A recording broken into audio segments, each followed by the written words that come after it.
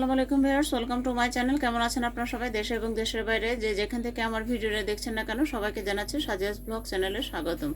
সবাই ভালো আছে নিশ্চয়ই, ইনশাল্লাহ। তো প্রথমে এখানে হচ্ছে জিরা, দারচিনি এবং এলাচ আমরা টেলে নিয়েছি। এখন নামিয়ে ফেলবো। তো ভিউয়ার্স, এখানে আমরা পেঁয়াজ কুচি, রসুন কুচি দিয়ে নিচ্ছি। খুবই সুন্দর মজাদার একটা রেসিপি তৈরি করব। দেশি মুরগি দিয়ে আপনার পানির ভিতরে যে কচু হয়, কচু তরকারি হয়, সেই কচু তরকারি দিয়ে রান্না হবে। এখন পরিমাণ মতন সাদা সয়াবিন তেল দিয়ে দিলাম। তুমি যে আমার, তুমি যে আমার, কানে কানে শুধু একবার বলো, তুমি যে আমার, তুমি যে আমার, তুমি যে আমার। এভাবে ভেজে নেব।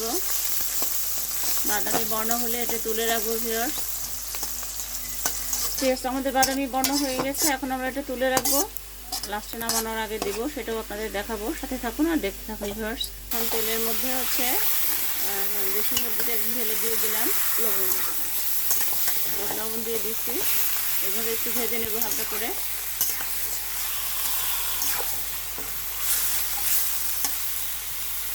আমার মায়ের হাতে রেসিপি।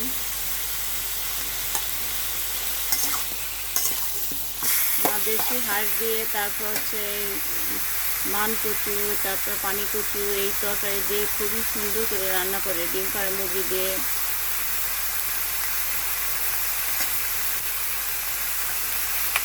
এখন পরিমাণ মতো লাল কাঁচামরিচ দিয়ে দিলাম, আর কয়েকটা তেজপাতা দিয়ে দিলাম।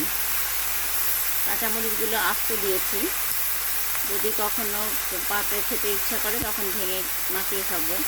তা এখন বাটা মশলা দিয়ে দিচ্ছি। এর মধ্যে লাল মরিচ বাটা, শুকনো মরিচ, আদা বাটা, রসুন বাটা এবং কাঁচা জিরে বাটা একসাথে করে দিয়ে দিলাম। আপনারা চাইলে কিন্তু আলাদা আলাদাভাবেও দিতে পারেন, আমরা একসাথে দিয়েছি। এবং কিছু কাঁচা কাঁচা পেঁয়াজ কুচি দিয়ে দিলাম।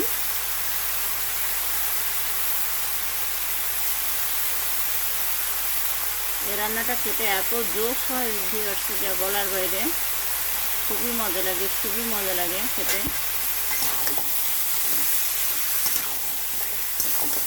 এইভাবে নাড়াচাড়া করে মশলাটা মিশিয়ে নেব মাংসের সাথে।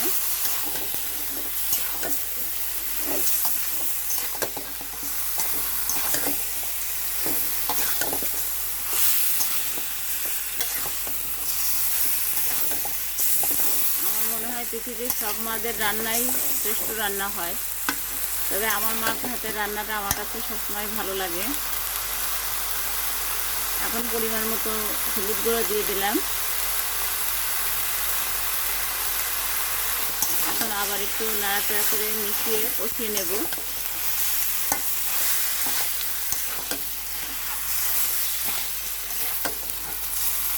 যে কোনো মাংস কষালে কিন্তু তার অর্ধেকটা হয়ে যায়, আর খেতেও সুস্বাদু লাগে। তেল একটু কম হয়েছিল, আর একটু তেল আম্মু দিয়ে দিল। এখন পরিমাণ মতন কাঁচামরিচ ফালিগুলো দিয়ে দিলাম। আবার একটু নাড়াচাড়া করে নিচ্ছি। আজকের ভিডিওটা একটু বড় হবে ভিউয়ার্স, আমি আপনাদের সম্পূর্ণ দেখানোর চেষ্টা করছি,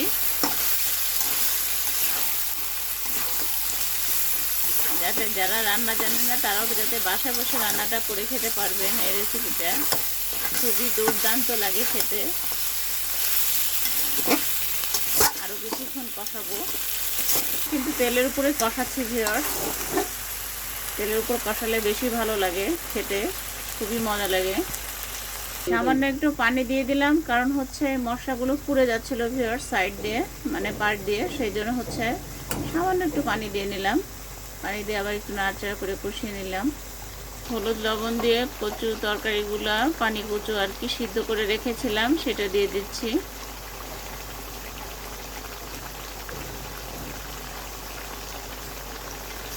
আবার একটু নাড়াচাড়া করে মিশিয়ে নিচ্ছি।